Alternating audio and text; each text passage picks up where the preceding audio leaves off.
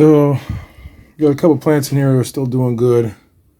Again, most of my moss has died. Some moss on the log there is still alive. Most of the rest of it has died off. Some of the ferns have died. Some of the ferns are living. Those two big plants in the back are doing excellent. And that guy right there, he's doing good. There's one of those in the back also. Let's see if I can get to see him here.